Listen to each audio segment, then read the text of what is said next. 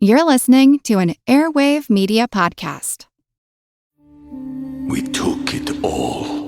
We brought them to our land. An endless night, ember hot and icy cold. The rage of the earth. We made this curse. Carved it in the blood on our backs. We did not see. We could not, but she did. And in the end... What will I become? Senua's Saga. Hellblade 2. Play it now with Game Pass. Recorded in Chicago, Illinois, with your hosts, Ken, Matt, Neal, and Jeff. This is Triviality.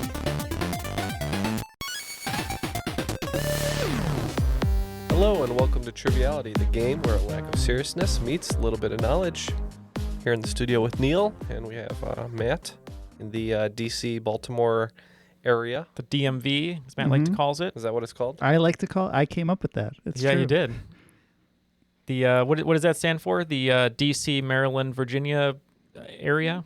Yeah, I believe that is what I came up with when I invented that. Yeah. Well, speaking of the DMV, where you go and sometimes your soul dies a little bit at the DMV, where it doesn't die is at the dinner table, because we have a nice spread here. Nice try.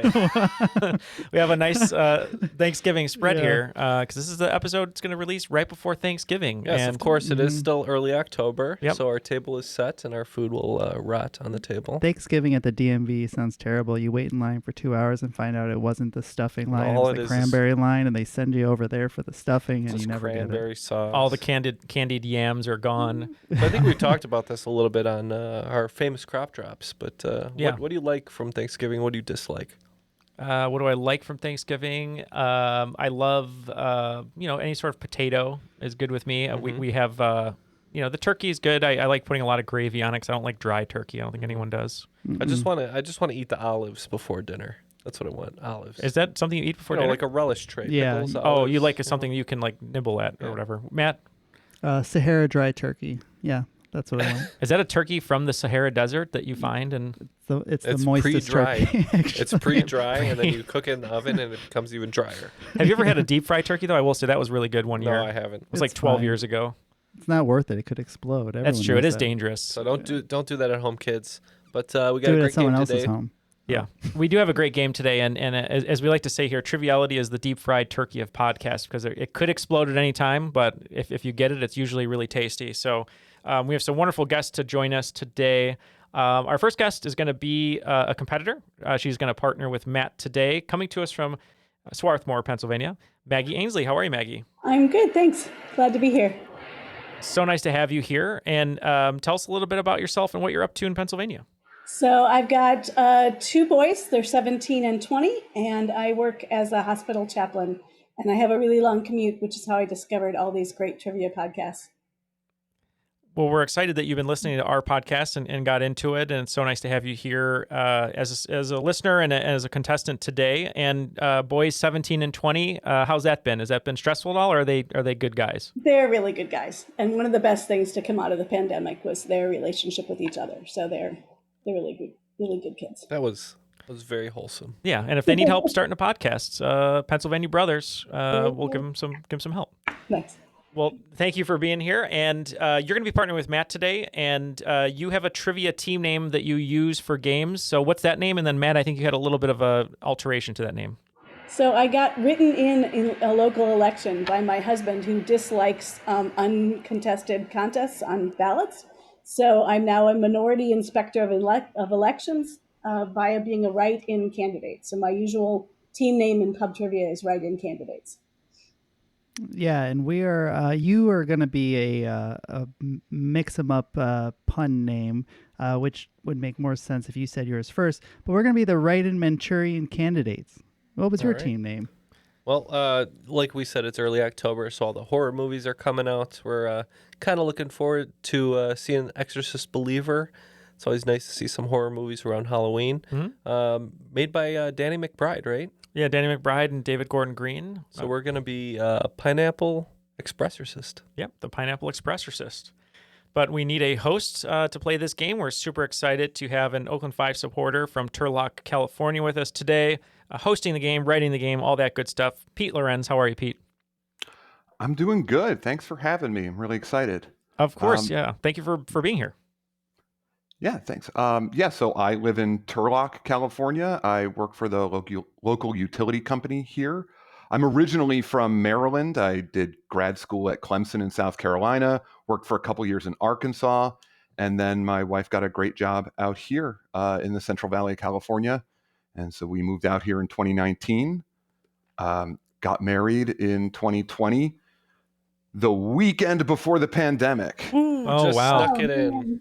We know that feeling, Pete. We did a big meetup before Geek Bowl 2020, and then the pandemic hit. So a lot of big celebrations, and all of a sudden everything shut down. So hopefully you got to make it up with a honeymoon maybe later on with your wife. Oh yeah, and actually that whole incident gets referenced in one of the questions. So we will we'll see a little bit about that. Well, little teaser there from Pete. So Pete wrote the game, and we're going to hear the rules so we can get going. So let's go to the rules read and see who happens to be behind door number 1. The rules of the game are simple. 20 questions split into 2 rounds worth 10 points apiece. At halftime, there'll be a special swing round designed by this week's host.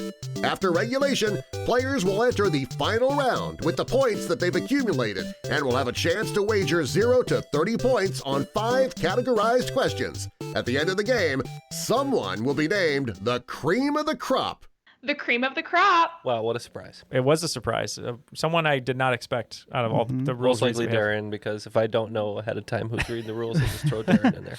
So, yeah, I don't like to load in all my files later. I like to have all my files ready to go. So probably Darren. Yeah, probably Darren. Well, thank you, great probably job. Darren. Yeah, thank you.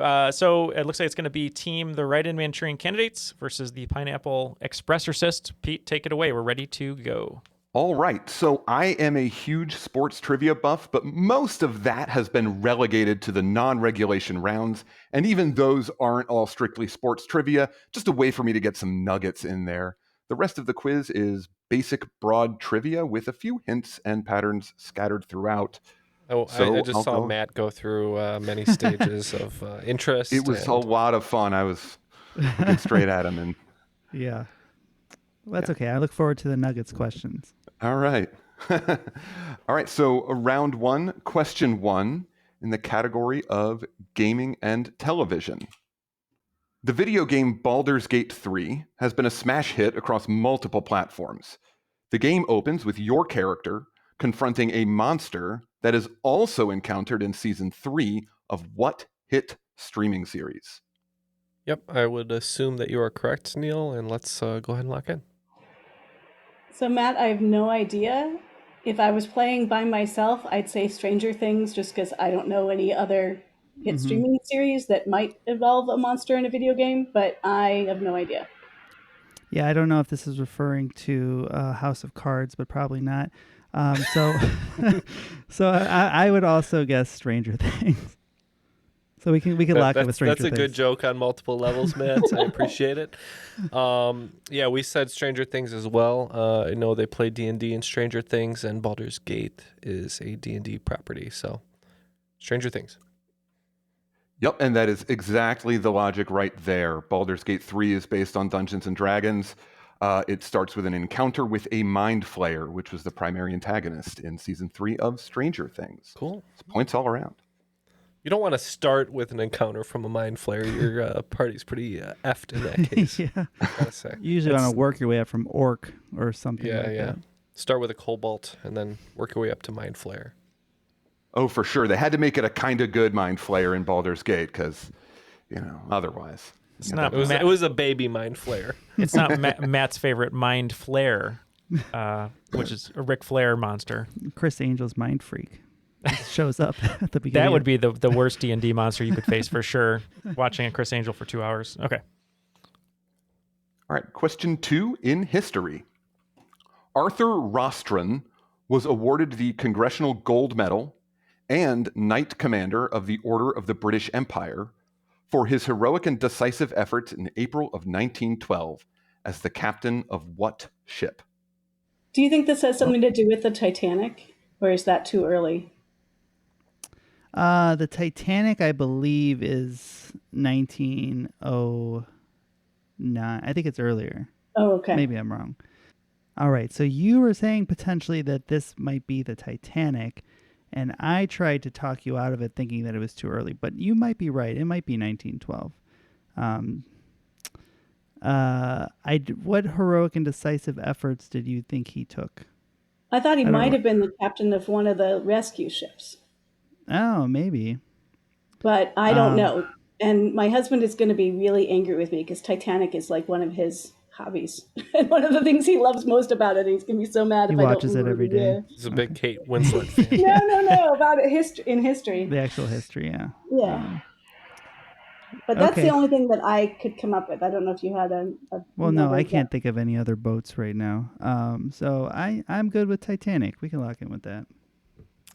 So, like your husband, Celine Dion taught me everything I know about Titanic, and in her song "My Heart Will Go On," I believe she very in detail talks about the captain of the Carpathia who helps save all the people in the water from the Titanic. So we said Carpathia, Except for Jack. Except for Jack, unfortunately, I didn't save him. I might have missed that verse in the song, but yeah, that's right. It is the Carpathia. He was the captain of the ship that rescued many, many people from the lifeboats on the Titanic. All right, question number 3. In music, what Simon and Garfunkel single, the title track on their final album together, did Billboard magazine call a beautiful, almost religious-oriented ballad? So we both had different guesses on this one, but Neal's reasoning was sound, so we're going to go with his answer. So, Matt, right. I'm thinking go it's for it. Bridge Over Troubled Water, but I don't know if that was their last album. But that's the most sort of ballad, religious-oriented ballad that I can think of. Yeah, and I feel like that's probably their most recognized song. He said it was the song was the title of the album, right? Yeah. Okay, because The Boxer is also off that album, and that's a really popular album, or a popular song too. But I'm pretty sure that Bridge Over Troubled Water is correct, so we can lock in with that. Yeah, not a lot of people know that this song is actually about playing a card game on a boat. But what did we say? Well, I know that your favorite artist of all time is Clay Aiken from American Idol, who did a beautiful rendition of this song. And we agree. We think it's Bridge Over Troubled Water. And everyone's right. Their last album together was Bridge Over Troubled Water. Okay. Question 4. In art history, what Dutch artist was known for his use of expensive pigments, especially the blue ultramarine, which might partially explain why he died in debt in 1675? All these famous artists and composers, they always die in debt too. And then, of course, now we're listening to all their stuff over and over again. And Ken, you just wrote down what I would have guessed, and I'm good with it. All right. All right. Thinking up through all the Dutch boy paints, ultramarine, I don't recall. How many Dutch painters do you know? Is it Vermeer? Or is he later than that? Vermeer, that would make sense. Girl with the pearl earring, big blue headband Lots of blue. on that painting. And I can't think of any other Dutch painters right now. So do you want to go with Vermeer? I mean, because it wouldn't be Rembrandt. He didn't use a lot of blue, and he, I think, is earlier. Mm-hmm. But I could be wrong. I mean, I can almost talk myself in or out of anything, but... Oh, I mean, we always go between Rembrandt and Vermeer, and I always pick the wrong one. But this time I feel pretty confident with Vermeer, just because based on what I've seen of his works, it's very blue. Yeah. Let's go with that. Mm-hmm.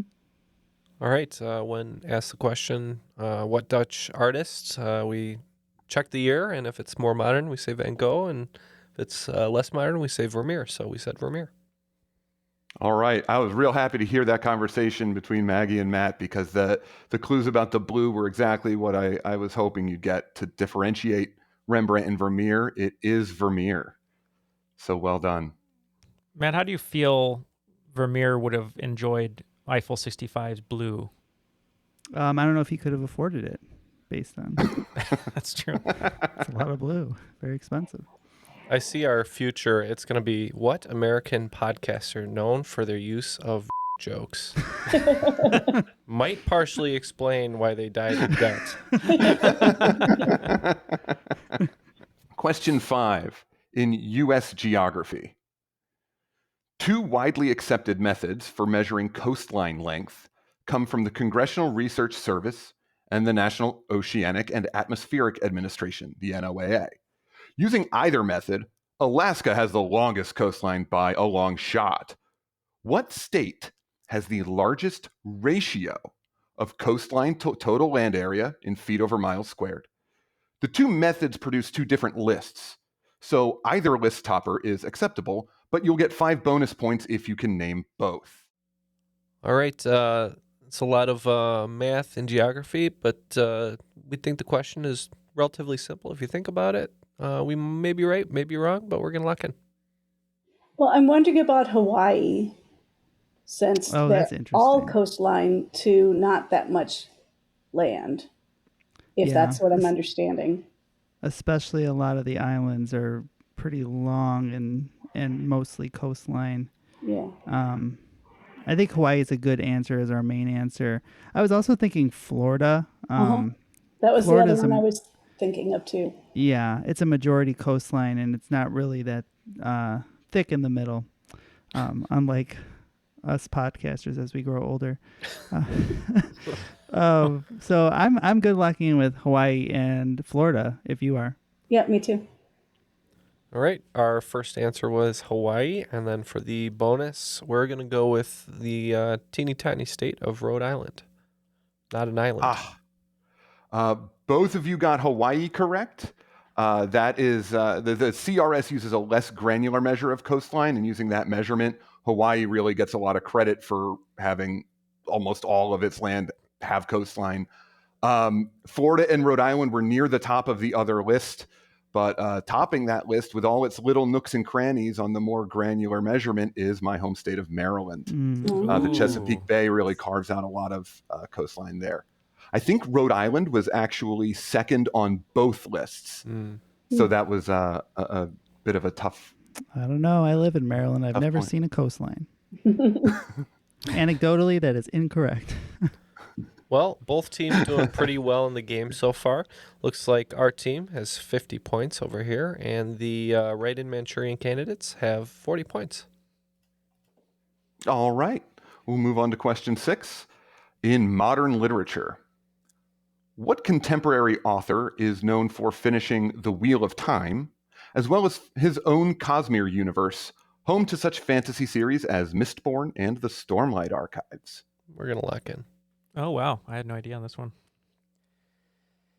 This guy pumps out books like... Is this the Mark Twain? He's the Mark Twain of fantasy. I want my fantasies to have Mark Twain in them. You know what I mean? Your Mark Twain fantasies? He's a big fan of mustaches. Only if it's Val Kilmer's Mark Twain, though. All right. I have no idea. Oh, dang. I also have no idea. I know that The Wheel of Time is a TV show on I think maybe Amazon. I don't know. There's like. So you're gonna say Rosamund Pike? Yeah. I have no idea. I also literature and authors is not my forte. And you have nothing, right? I'm not a fantasy person recently. So if it's not. It's not George R.R. Martin, probably. Yeah. No, if it's not the stuff I read as a kid, like Mists of Avalon, I don't know. He's not pumping out any books. Yeah. So you want to go with a James Patterson? He writes lots of books. Well, yeah, although none of them are fantasy. Well, maybe this one was. Maybe. All right, sure. I got Mr. nothing Patterson. better. Yeah, we got nothing better. You're going with a Patterson, and we're going to go with a Sanderson. Yeah, it's Brandon Sanderson. He finished Robert Jordan's Wheel of Time series after Jordan passed away, and Sanderson is known for the Mistborn series, the Stormlight Archives, and several others in his own right. Yeah, I gotta learn that name. He comes up a lot. And like you said, very prolific in terms of volume of work. Is his most famous series taking over for someone else, or he has his own stuff? I would say it sort of depends on what direction you're coming from, because Wheel of Time was so well known. But at this point, some of his series are really well respected. So he's the Sammy Hagar of fiction, or I don't think that works. That's okay. Okay. Question 7 in pop culture. The progenitor of motivational posters featured what animal clinging to a pole along with the caption, "Hang in there, baby." Its twin didn't make it onto the poster. I think we're locked in, right? Yep, I agree. Yeah, it's definitely a cat. Yeah, and that poster came out in the 70s, so persistent or not, that cat is long dead. Jeez. That's a Simpsons joke. Yeah, we can lock in with cat. Yeah, it's a little kitty cat. Yes, and the hint at the end about the twin, it was specifically a Siamese cat, but I was really just looking for cat, so excellent. All right, number 8 in recent events. In March 2020, some of the earliest confirmed cases of COVID-19 in the U.S. were found in Seattle, Los Angeles, and in what small Georgia town where yours truly got married that weekend? No, it's not Athens or Cairo, though those are towns in Georgia. All right, we think we're getting what Pete's putting down, but we don't know it for sure. We're going to take a guess, and hopefully we'll be right. All right, they have a guess. What's your knowledge on small Georgian towns? The only place in Georgia I've been to is Savannah, but I wonder with the Athens and Cairo, isn't there a Rome, Georgia? I believe there is. There's a lot of Romes in the U.S. We just love to name our cities after European cities. So I'm okay with that. I was gonna say Savannah just based on it's a place that a lot of people get married. I feel like it's one of those little, quiet towns. Destination. Yeah, but I think you're right. I think let's go with Rome. I think it's a good guess. We had a very similar conversation, and we knew Savannah was popular, but we figured, what better for a town to do than name itself after a gigantic historical town. So we said Rome as well. You guys picked up on the hint and nailed it. It was Rome, Georgia. Yeah. I was set to get married that day, and the news came in. They were naming these big cities, and then someone said Rome, Georgia, and I'm thinking, are you kidding me? But it went off without a hitch, and then the world fell apart while we were sipping wine on our honeymoon in Napa. Yeah. So, well, when in Rome, right? That's what they say. Not a lot of people know this, but the philosopher Lou Bega in his song "I've Got a Girlfriend Everywhere" had a girl in Rome, and he actually meant Rome, Georgia. He didn't mean the Rome. Yeah. That makes a lot of sense. Yeah. And if just like the TV show Rome, if you go to Rome, Georgia, everyone's just naked. I can verify that is not the case. It's just Jim Rome naked in Rome. That's a new clue card, right? It was Jim Rome naked in Rome, Georgia. All right, number 9, the periodic table. Which chemical element, directly underneath carbon on the table, has been speculated by astrobiologists to be an alternative base element for life? Here on Earth, it'd be more likely to serve as the basis for an artificially intelligent being. All right, we don't have a very good read on this. I know approximately where in the table this would be, but I'm not sure what the number is. So we're just going to take a stab. All right. So they have a guess. Do we have a guess? I'm not a huge periodic table person, but based on the rest of the question, isn't it silicon? Because of Silicon Valley and artificial intelligence, and I think I've heard people talk about silicon-based life. That is a really good guess. I'm pretty sure that's SI, and that's in that general vicinity of where carbon's at. So I think that's a really good guess. So I'm pretty confident locking in with that. Good guess. I'm pretty sure carbon is 8, so we were trying to think of something in the teens, but again, I'm not sure where our guess lies on the chart, but we just said iron. Yeah, Maggie, you knocked it out of the park on that one. The idea was the artificially intelligent being here on Earth might be based in computers, so it is silicon. And yeah, because it has so many similarities chemically with carbon, that is the one speculated to be an alternative base for a life form. Nice job. Great reasoning, Maggie. That was great. Way to carry me, Maggie. All right. And question number 10, the final question of round 1 in hobbies and passion projects.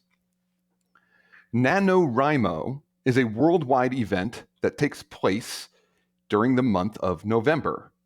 What does it stand for? Hint, the no doesn't stand for November. We can lock in. And it should be noted that in NaNoWriMo, the rye is spelled with a W. So W-R-I. All right, so they're locked in. I think I could parse together some of this. Do you have any initial thoughts? I have had friends that have participated in this, but I don't know what each of the parts are. I know it's national and then something about Writers Month, but I don't know what the no means. Oh, no. Is it like nonfiction, national?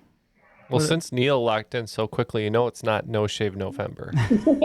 Yeah, I never have anything to shave, so yeah, definitely don't go that way. All right, so we have a general idea about national and writing and month, and we had a long discussion about the NO before I just said novel, and it's like, hey, that starts with NO, so we're going with National Novel Writing Month. Yeah, so close. I think, your love of Pokemon may have hurt you there with the NaNoWriMo Pokemon, but it's actually, no, you're right. It's National Novel Writing Month, so we locked in with the same. Oh, man, you scared me there, Neal. I just evolved my NaNoWriMo, actually. Yeah, with the buzzer-beating shot, it is National Novel Writing Month. Well, it looks like both teams are doing pretty well in this game so far. Our team, Pineapple Expressorcist. Wow. and the write-in Manchurian candidates with 80, and we have 90. Yeah, and we wanted to take a quick moment to thank all of our patrons for helping make the show possible, helping make all of our bonuses possible. If you'd like to go to Patreon to help support the show, you get some of the newest episodes ad-free. You get those episodes even a little bit earlier than normal, and you get 2 bonus audio episodes a month, the Crop Drop and a Patreon bonus. You can go to patreon.com/trivialitypodcast. And the patrons are also allowing us to do our Bloodsport series, which we're in the middle of right now. And actually next week on the 24th, the final Bloodsport series will begin on Friday the 24th, which will be 8 competitors from different parts of the world trying to find out who will reign supreme and be the Bloodsport champion for Season 3. So thank you to all of our patrons for making that possible. And you can join all of them at patreon.com/trivialitypodcast. Pete, what do you have in store for us today for the swing round? All right, you are going to have to indulge me on this one. This is Before and After American Pro Sports Teams Edition. So, each clue will consist of a reference to a pro sports team in North America, as well as a reference to something not at all related to sports, but which references the team's location. So, for example, a rock band made up of stinging insects who got famous for their hit single Lifestyle of the Rich and Famous would give you the answer Good Charlotte Hornets. Good Charlotte being the band that wrote that song and performed it, and Charlotte Hornets being the reference to the stinging insects and the North American Matt? Sports team. Yes. Okay. Number 1, a long-running FX comedy that might have an episode entitled The Gang Signs the Declaration of Independence. Number 2, a 2002 Martin Scorsese and Leonardo DiCaprio film about groups of renegade behemoths. Number 3, a 1993 rom-com in which Tom Hanks and Meg Ryan struggle to battle insomnia and a sea monster of Scandinavian legend. Number 4, an airplane that made a famous flight across the Atlantic alongside a flock of little red birds. Number 5, a 1939 film featuring Jimmy Stewart traveling across the country to learn about casting magical spells. Number 6, Tracy Turnblad sings a musical opener about her state bird. Number 7, a Grammy-winning 1968 single in which Dionne Warwick asks how to locate deep-sea predators. Number 8, Will Smith offers a warm greeting to Santiago's rival in The Old Man and the Sea. Number 9, a sitcom about a radio program that focuses on a big cat native to the Indian subcontinent? Number 10, a semi-autobiographical novel by Betty Smith about a plant sprouting from a basketball hoop. All right, we have 10 great questions there, and we'll be back with, hopefully, 10 great answers. We took it all. We brought them to our land. An endless night, ember hot and icy cold. The rage of the earth. We made this curse. Carved it in the blood on our backs. We did not see. We could not, but she did. And in the end, What will I become? Senua's Saga. Hellblade 2. Play it now with Game Pass.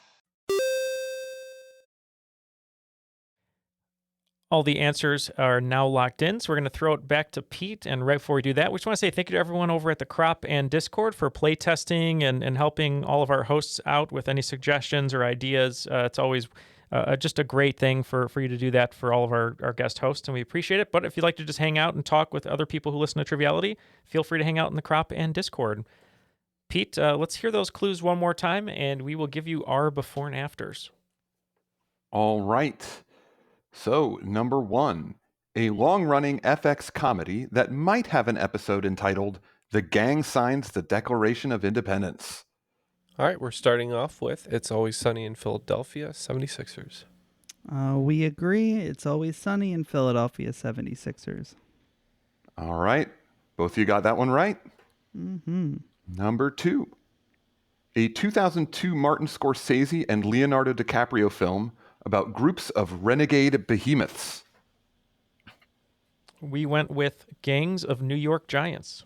Yeah, if all the behemoths were named Nick, it might be the New York Knicks, but we went Gangs of New York Giants. Yep, this one, the brevity here fooled some people in playtesting, but not you guys. Gangs of New York Giants. Number 3, a 1993 rom-com in which Tom Hanks and Meg Ryan struggle to battle insomnia and a sea monster of Scandinavian legend. We said Sleepless in Seattle Kraken. That's what we said too. Sleepless in Seattle Kraken. Yep, one of the newest teams in North American pro sports are the Seattle Kraken in the NHL. All right, number 4, an airplane that made a famous flight across the Atlantic alongside a flock of little red birds. We said The Spirit of St. Louis Cardinals. Worst fans in baseball, the Spirit of St. Louis Cardinals. Love that. Yeah, it's the Spirit of St. Louis Cardinals. Not much spirit, according to you, Matt, and other Cubs fans. Noted. Number 5, a 1939 film featuring Jimmy Stewart traveling across the country to learn about casting magical spells. I always forget that's 39. You got Wizard of Oz and Gone with the Wind, and Mr. Smith Goes to Washington Wizards. Didn't go to Hogwarts. It's Mr. Smith Goes to Washington Wizards. Yep, you guys have nailed all 5 of them so far. Number 6, Tracy Turnblad sings a musical opener about her state bird. This one is one of our favorite musicals, me and Colleen, and it's from Hairspray. So we said, don't rope me into this. It's from Hairspray. We said, Good Morning, Baltimore Orioles. The only musical I've seen live outside of Colleen's productions from Hairspray, Good Morning, Baltimore Orioles. Yeah, it is. You could have been fooled because there is another bird team from Baltimore, the Baltimore Ravens, but the state bird is the Orioles. Be cool if it was the Ravens. I would have been fooled because I literally said Orioles got it locked in and didn't even think about the Ravens. Yeah, nobody thinks about the Ravens. Anyway, number 7. A Grammy-winning 1968 single in which Dionne Warwick asks how to locate deep-sea predators. We said, do you know the way to San Jose Sharks? We also asked if someone knew the way to San Jose Sharks. Yeah, and this one was the thing that sparked the idea for the swing round. Was do you know the way to San Jose Sharks? Number 8, Will Smith offers a warm greeting to Santiago's rival in The Old Man and the Sea. We said, welcome to Miami Marlins.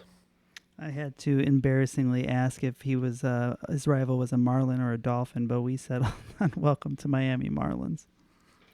Incidentally, he actually does catch dolphins in the book, but the book is about him tracking down a large marlin. Yeah. It would be better if the villain was a dolphin.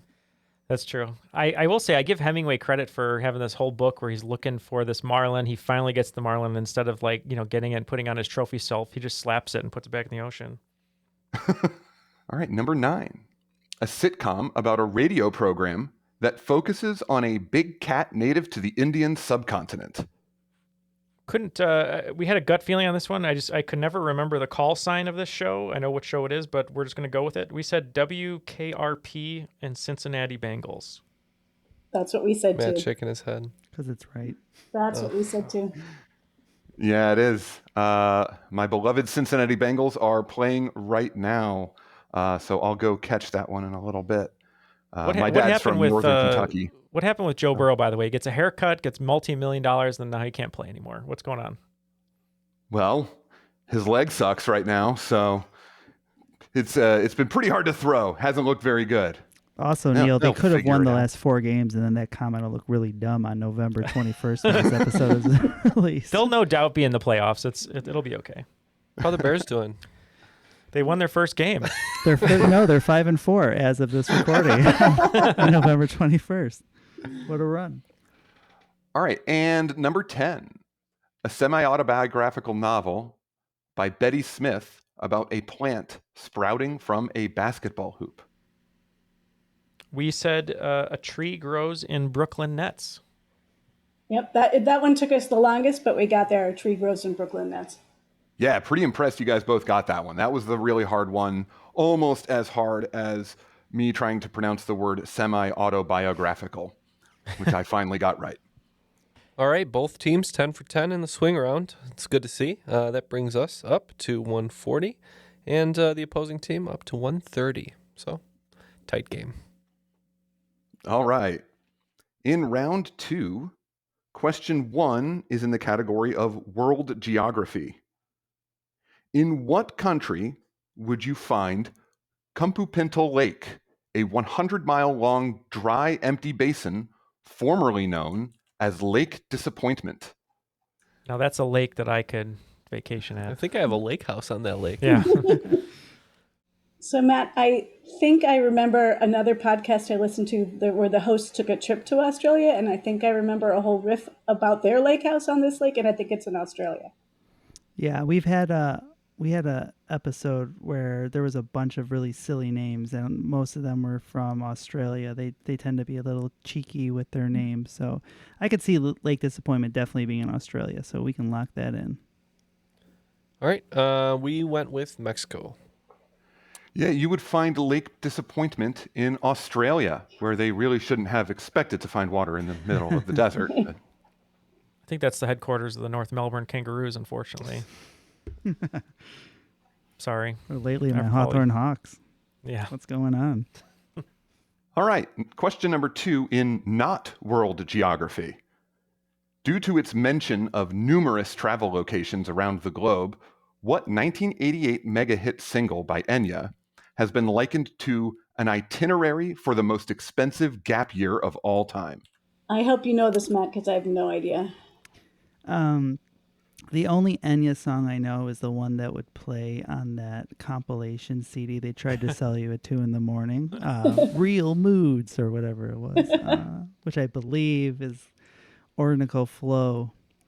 And that's the only one I know. So you want to lock in with that one? I think that's all we can do. Okay. Is that the Sail Away song? No, I think it's a different one. All right, we're going to say Sail Away. All right, so this is one of the earliest pop songs I can remember ever hearing from I was 3 years old when I first heard this. It's Orinoco Flow or Sail Away. Oh. It actually is an official subtitle of the song. It's the same song. I think both teams get points on that one. Nice. Wow. What a pull on the name Ornico Flow. Wow. Thank you, Matt. It's such a weird name that it's always stuck with me. Because it's the first one that pops up on the commercial. I always just pop that song on when I put the bag over Neal's head. Yeah, right. Plan to cut him open. When you try to suffocate me and stab me, yeah. That's a movie reference, right? Oh yeah. Yes. Okay. Yeah. For the- We're for the not folks doing at it home. for real. Yeah. For I mean, we could. For Pete's family at Thanksgiving who's listening to this, he does not put a bag over my head. It's from the girl with the dragon tattoo. So. All right. Question 3 in the category of really, really not world geography. Speaking of that song, Enya references the deep sea of clouds, or mare nubium in the Latin. Where would you find the mare nubium? All right. Not too sure on this one, but we're going to lock in. So my first thought was maybe like Jupiter, since it has all those swirly clouds. But then there's all the stuff on the moon that are called various mares and seas. So those are two thoughts I have. So either the moon or Jupiter. Yeah, and it says really, really not world geography. So that would be a moon, I would think. That makes sense. Yeah. I like it. Let's lock in with moon. Great. Well thought out. I kind of like the Jupiter answer better. Wish we had thought of it, but we didn't. We said from the mythology angle, we said Mount Olympus. Yep, it is the moon. The Mare Nubium is located on the moon. You might recall that we landed on the moon in the Sea of Tranquility. Maggie is on fire today. Question number 4 in recent events. In January of 2023, Saturday Night Live's Bowen Yang appeared on Weekend Update and claimed that Madonna was calling him mid-interview, that he was descended from Rasputin, and that he was the original Balloon Boy. What public figure was he portraying? We can lock in. So I'm thinking it's that congressperson who was found to have lied about everything, but I don't remember his name. That can be every congressperson. Well, true. No, they lied about literally everything. Okay. I don't know. He's from New York, and like everything on his resume was absolutely wrong. Oh. It sounds familiar, but I don't think I'm going to pull the name. I don't know. I'm sorry. That's okay. You knew more than I did because I had nothing on here. But I can't wait to hear the answer from the other team. There's a string of actors playing this person on late night TV. John Lovitz did it for a late night show. Harvey Guillen from What We Do in the Shadows. That's a good one. Played him as well. But yeah, this is a funny bit they did. We said it was George Santos. That's it. Jeez. Yeah, this was George Santos, and Bowen Yang doing that bit was one of the funnier things I've seen recently. Sorry, Matt. Well, so much room for material there with him. All right, question 5 in astronomy. In 2018, the spacecraft OSIRIS-REx made its scheduled rendezvous with Bennu and collected a sample from its surface, which returned to Earth in September 2023. What kind of celestial body is Bennu? All right, we're going to go ahead and lock in. So my guess is it's either an asteroid or a comet. And I don't remember that there's been any comets recently. So yeah, my first thought was asteroid. Yeah. And that's 5 years, so it was probably pretty far out there. So that would, I don't think it's a moon or anything like that. Right. So I would definitely be okay locking in with asteroid. Nice. We were also between asteroid and the dog from Full House, and we said asteroid as well. All right, yes, Bennu is an asteroid. Right. My dad was actually the tag lead on this mission, tag standing for TAG, touch and go. So he and his team planned out the exact method by which the spacecraft approached the surface of the asteroid, collected the sample, and bounced away. Cool. He worked with a contractor with NASA for many years, and this was his last mission before he retired and rode into the sunset. So that was a really cool thing to see the mission control when they announced that the sample was when it was successfully collected. So that's so cool. Did someone drive down like a long desert highway from the military? They went to his house and they're like, "We need you," and he's like, "One last ride, one last ride." Well, we are going to go on one last ride ourselves with the final 5 questions, but before that, we need a score update. It is 170 to 170. You guys gained a little ground in that round, and we're all tied up. Okay. Question 6 in history and technology. What 19th century English mathematician and noblewoman was honored by the internal name for NVIDIA's GPU software in its most recent series of graphics cards? All right, it appears that we are locked in.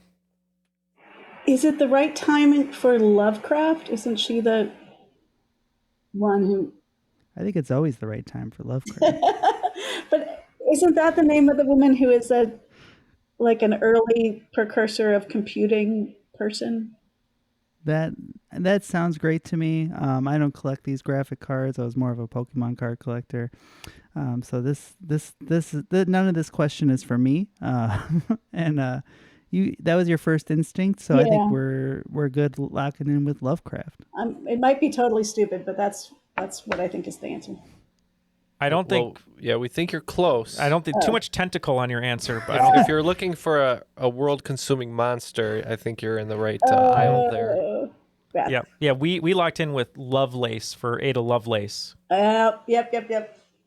Yeah, H.P. Lovecraft is the other guy who wrote Cosmic Horror. But yeah, this is Ada Lovelace, the pioneering computer programmer, and in my opinion, one of the more unfairly overlooked figures in history. Kind of always knew if I hosted this show, I would mention Ada Lovelace. Yeah, what a fascinating biography of Ada Lovelace and all that she did. I feel like too, like Lovelace and Lovecraft would be a great like duo TV series. Would. They meet up and solve crime. She solves like the computer technical crimes. He's solving supernatural, gothic horror crimes. All right, number 7, food and drink. What Dutch town obtained a marketing monopoly on a sweet, creamy yellow cheese, which was named after the town despite not being produced there?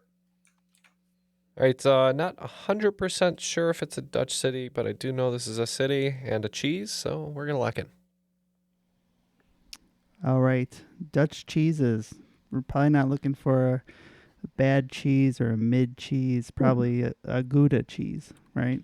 Yeah, there's Gouda and there's Edam, and somehow Edam sounds more like a town to me. But if you feel like it's Gouda, I'm fine with Gouda. I think Gouda might be. I know it's a yellow gooey cheese. That's why.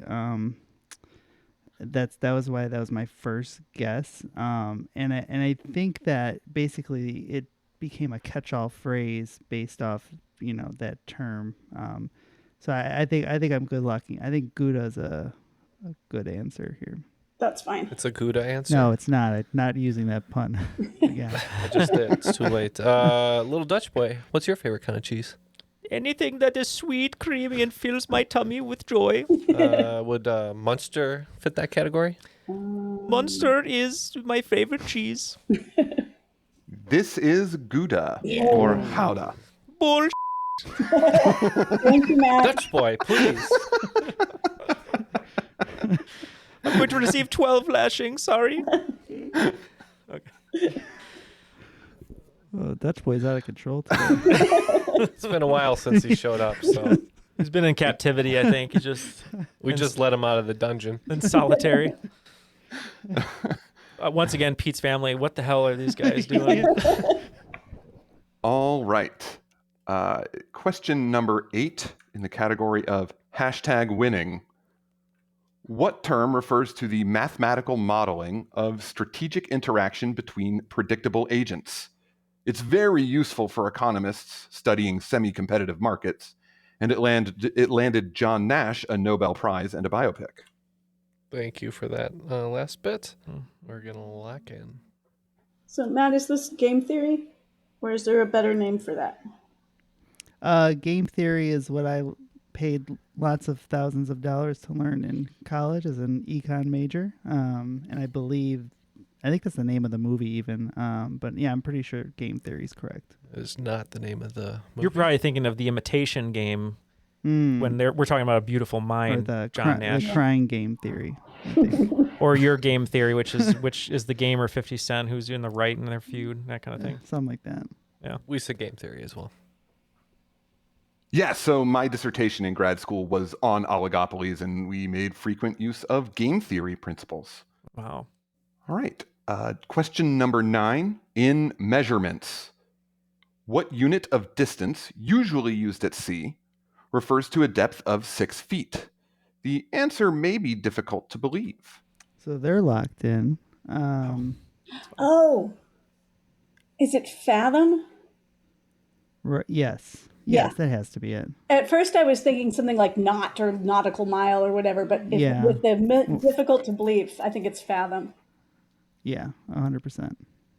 Yeah, I don't know the difference between a knot. Is it knot speed? I think so. Distance and speed? Is it both? No, it's not. It's not? No. And leagues is distance. Fathoms, I believe, is depth. So we said fathom. Yep, it's fathom. Yeah, anything has to do with the sea, I feel like it just goes right over my head. That's too bad. You'd be drowning. Yeah. That's true. All right, final question of round 2.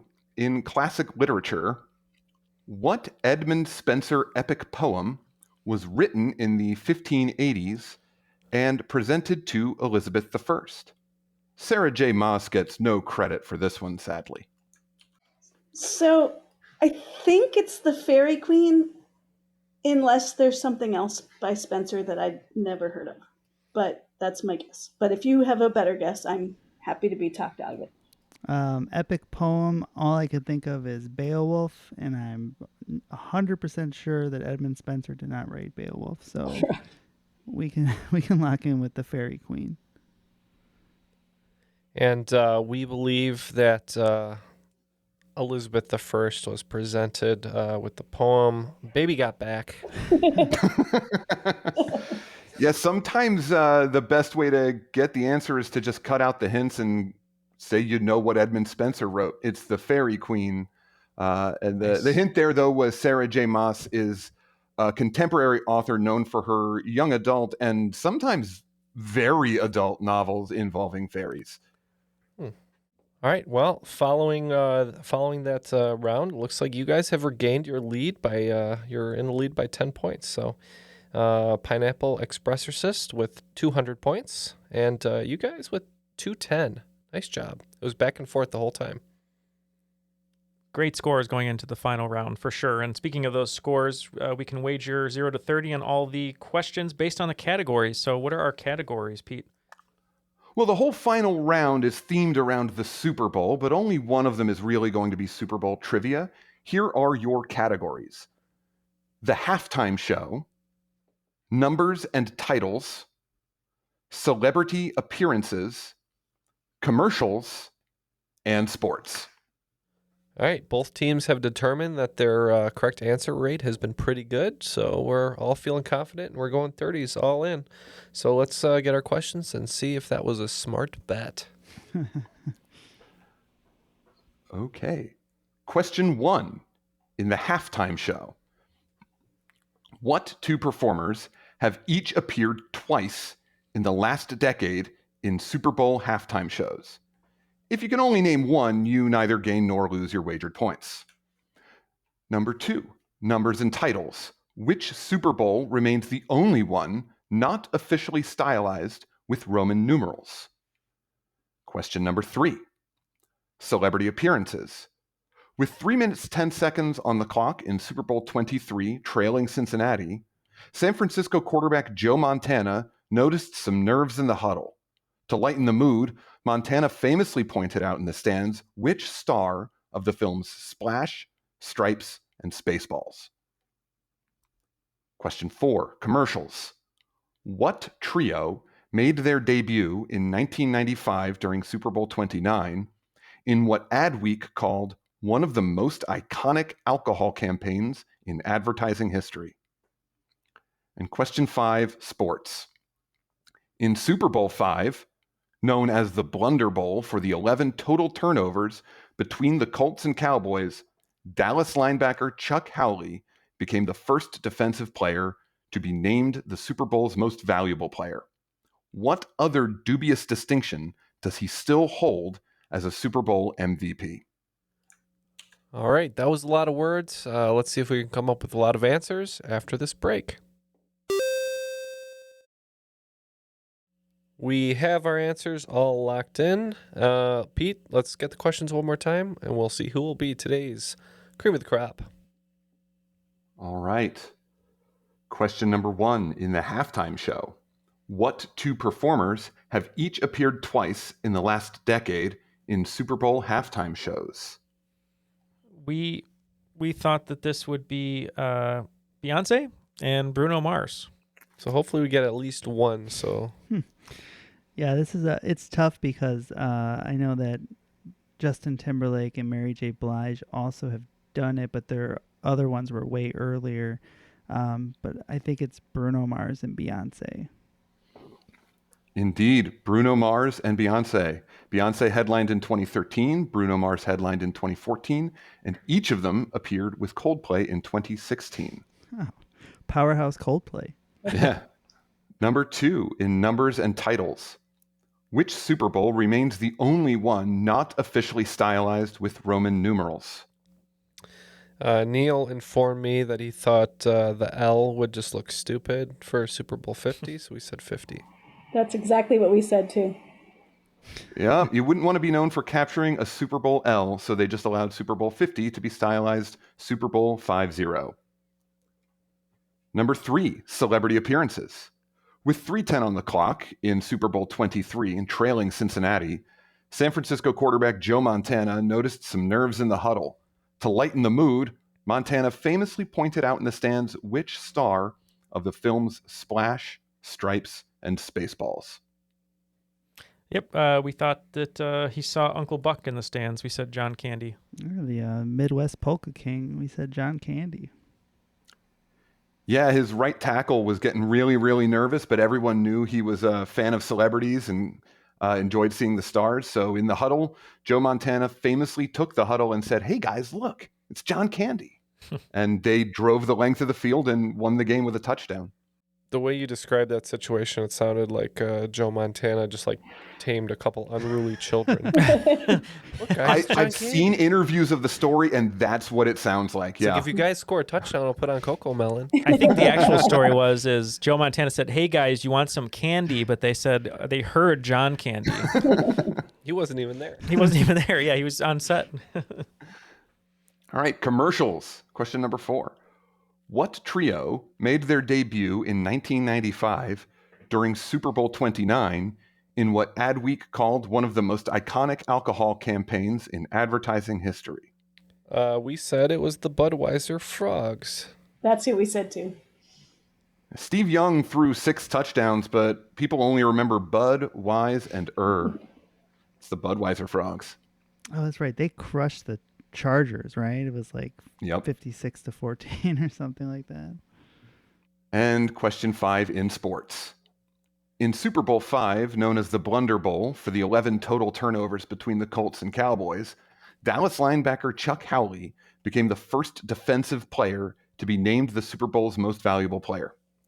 What other dubious distinction does he still hold as a Super Bowl MVP? This one, we threw out so many possibilities, and we just were not sure on any of them. So we thought it would be pretty rare for a player to win MVP for playing so well, but he left the game. He couldn't finish the game because he was hurt or whatever, got ejected. So that's what we said. It must be very exciting to win MVP, but less exciting when the confetti's falling on the other team. I believe he's the only MVP to play for the losing team. Yeah, he played for the losing team. I'm a huge Super Bowl trivia buff. It's like my favorite specific area, and this is probably my favorite nugget of Super Bowl trivia. I just couldn't help myself. Nearly everyone who did something right in that game also did something wrong. And so the MVP went to a linebacker who happened to play for the Cowboys, who actually lost 16-13 on a last-second field goal.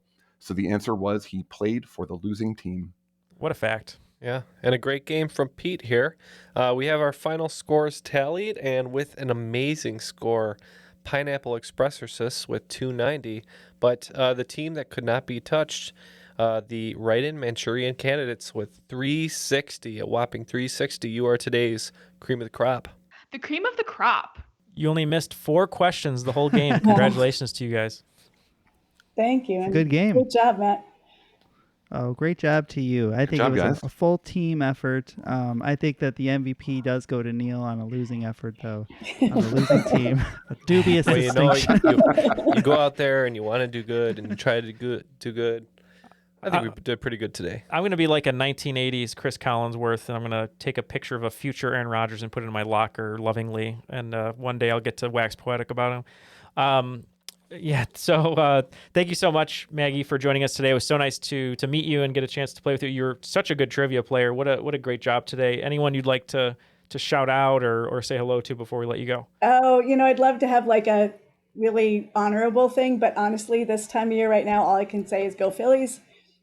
It's been a fantastic run so far in the postseason, and I hope when we're listening to this in November, it'll be as World Series champions, or it'll just be sad. Go Schwarber. Yeah. Yes. Well, yeah, good luck to them. And Pete, what a great game. All the questions, just so many different varieties of subjects and topics, and you have a great voice for radio. It was so nice to meet you and have you here today. Any shout outs from you? Yeah, I just want to give a huge shout out to the playtesters on Discord. Just like any creative endeavor, honestly, it's a collaborative effort. I wrote the questions, but there were edits, rewrites, clarifications, and big picture issues that other people pointed out. And they made this show better by improving the quality of the quiz itself. And also, something that I just noticed while we were playing is just how incredibly rewarding it was to hear you guys reason these out and pick up on the clues in real time that I laid down. So that was a lot of fun on my end of just sitting in silence, watching this all play out. It was a great time. And thank you for having me. Oh, of course. Well, thank you for doing this. You're welcome back anytime to write a game for us. It was a lot of fun. And Ken, I'm going to throw it to you because we have a little thanks of our own to give out.